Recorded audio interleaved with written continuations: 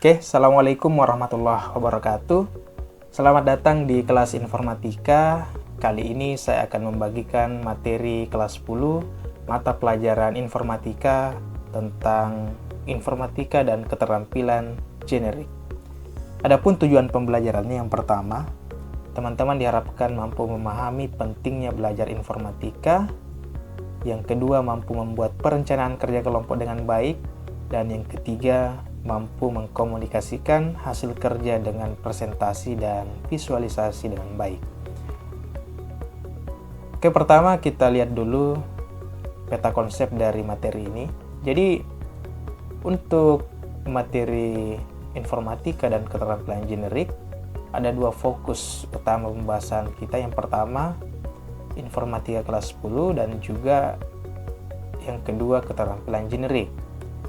Nah, untuk informatika kelas 10, kita akan bahas tentang apa dan mengapa informatika, gambaran umum informatika, dan kaitan profil pelajar Pancasila dengan informatika. Sedangkan di bagian kedua, kita akan membahas tentang pentingnya kolaborasi dan juga komunikasi.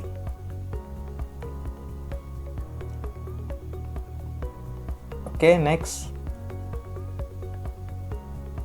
Ya, pertama kita bahas dulu mengenai informatika di jenjang SMA.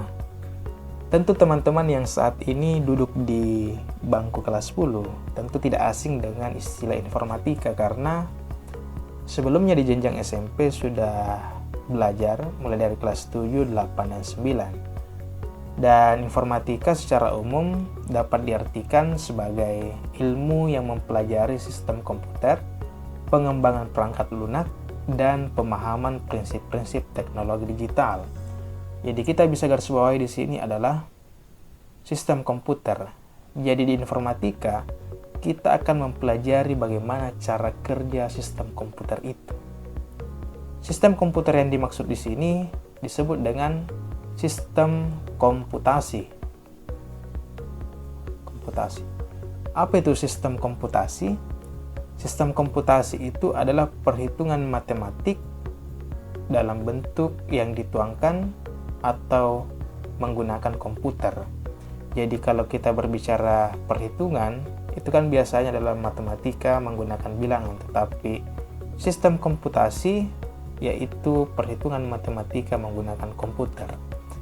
Jadi sederhananya, program yang biasanya teman-teman jumpai pada komputer ya, misalnya aplikasi Word, Excel, PowerPoint, dan sebagainya, itu dibuat menggunakan sistem komputasi melalui serangkaian hitung-hitungan matematik dengan beberapa langkah-langkah sistematis dan terstruktur. Nah, inilah yang akan kita pelajari mulai dari pembuatan, perancangan pembuatan sistem komputasi itu sampai menghasilkan sebuah program yang nantinya dapat mempermudah atau dapat membantu menyelesaikan masalah kehidupan kita sehari-hari. Nah, pertanyaannya sekarang, mengapa informatika penting? Nah, jadi di era sekarang kita sudah terbiasa dalam beraktivitas itu menggunakan teknologi berbasis komputer. Artinya setiap kegiatan kita pasti ada saja kontribusi dari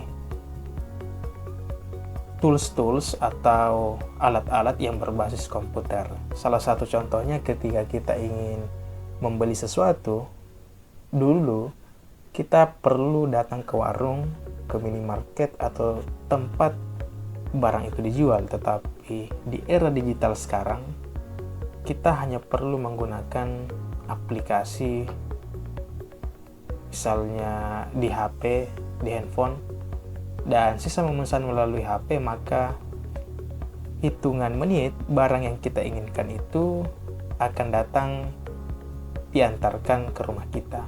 Nah, inilah salah satu contoh bagaimana teknologi itu sangat memiliki peran penting dalam kehidupan kita. Nah, teknologi-teknologi itu dipelajari dari sistem maupun cara-cara pembuatannya melalui pembelajaran informatika. Oke, selanjutnya gambaran umum mata pelajaran informatika, khususnya di kelas 10. Ibarat sebuah rumah, tentu rumah yang kokoh dan kuat harus memiliki pondasi yang kuat dan juga tiang penyangga yang kuat pula. Nah, dari gambar ini yang paling atas ini adalah TIK ya, teknologi informasi dan komunikasi. Nah, inilah yang menjadi tujuan kita untuk bisa memahami ataupun menguasai segala bentuk teknologi informasi dan komunikasi. Nah, untuk mencapai tujuan ini, maka landasan atau pondasi yang harus kita perkuat adalah berpikir komputasional. Nah, apa yang dimaksud dengan berpikir komputasional? Berpikir komputasional adalah kerangka berpikir yang digunakan untuk menyelesaikan masalah yang rumit atau kompleks dengan menggunakan metode pemecahan masalah yang sistematis. Jadi ketika kita menjumpai suatu masalah, maka kita tidak boleh lari dari masalah itu, tetapi kita akan berusaha untuk memecahkan masalah itu secara terstruktur dan sistematis.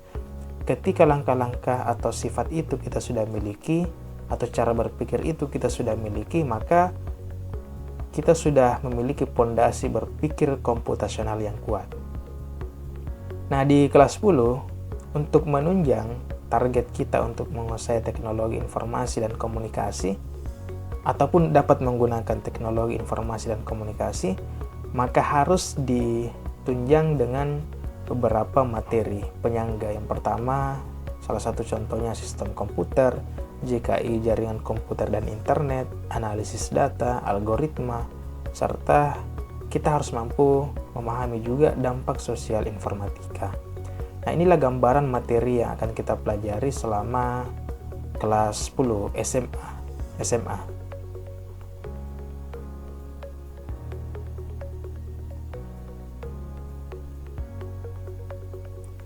Oke, berikutnya bagaimana keterkaitan antara informatika dan profil pelajar Pancasila. Jadi, teman-teman, untuk menyiapkan diri menghadapi masa depan di era digital, siswa, terutama kelas 10, perlu membangun kebiasaan-kebiasaan yang baik, karakter-karakter yang baik, bukan hanya di dunia nyata, tetapi juga di dunia digital atau di dunia maya. Karakter tersebut cenderung atau tertuang dalam profil pelajar Pancasila, di mana salah satu contohnya yaitu contohnya berupa beriman bertakwa kepada Tuhan Yang Maha Esa, berakhlak mulia, berkebinekaan global, mandiri, bergotong royong, bernalar kritis, dan kreatif. Nah, hubungan informatika dengan profil pelajar Pancasila itu dapat kita lihat terutama pada dimensi berpikir kritis dan kreatif. Selama proses pembelajaran informatika diharapkan nilai-nilai berpikir kritis dan juga kreatif ini muncul sebagai bekal untuk menghadapi tantangan di abad 21. Kemudian contoh lainnya ketika bergotong royong dalam pembelajaran informatika akan banyak menggunakan sistem kerja berkelompok, sehingga kemampuan bergotong royong bekerja sama antar satu dengan yang lain itu sangat diperlukan. Oke, berikutnya kita masuk ke bagian yang kedua, yaitu keterampilan generik.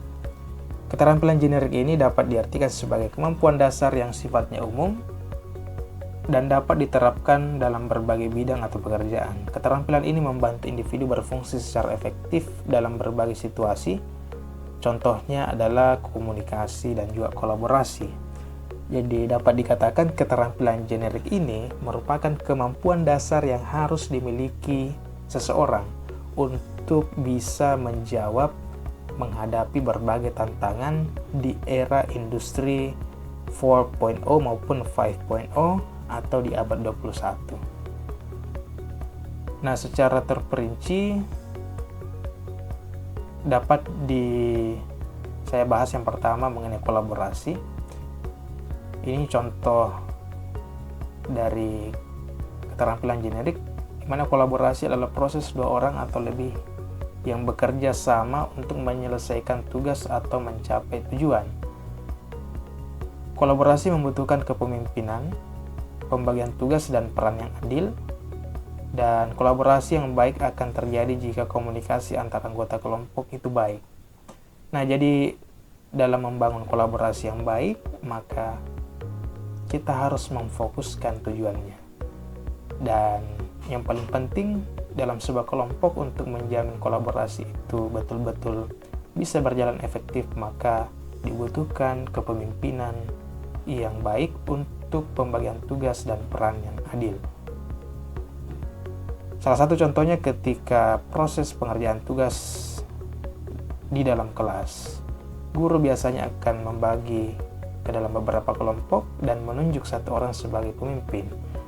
Nah, pemimpin ini akan bertugas untuk mengatur siapa-siapa yang akan mengerjakan tugas A, tugas B, tugas C, dengan harapan tugas yang akan diberikan itu dapat terselesaikan dengan baik dan secepat mungkin.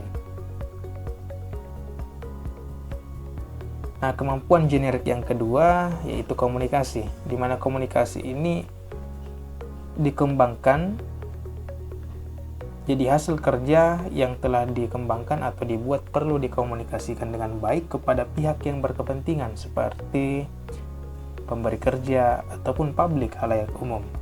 Salah satu contohnya yaitu seperti infografis dan presentasi. Nah, teman-teman tentu masih ingat ketika terjadi pandemi COVID-19, banyak sekali infografis tentang tata cara pencegahan penularan COVID-19, kemudian infografis tentang menjaga pola hidup bersih. Nah, itu semua dibuat dalam bentuk infografis, informasi-informasi itu agar menarik minat publik untuk membaca. Seperti contoh berikut ini. Manfaat teknologi digital bagi pendidikan anak. Nah, dari kombinasi gambar, warna, kemudian tulisan yang poin, yang to the point pada informasi-informasi yang disampaikan, tampilan seperti ini cenderung akan menarik banyak perhatian publik dibanding dengan kita membuat selebaran seperti ini yang isinya hanya full tulisan tanpa ada variasi-variasi poin-poin yang akan disampaikan, tidak ada gambar, tentu akan membuat publik tidak tertarik dengan tampilan seperti itu. Berbeda halnya ketika tampilannya seperti ini akan membuat informasi yang ingin kita sampaikan lebih mudah dicerna oleh publik.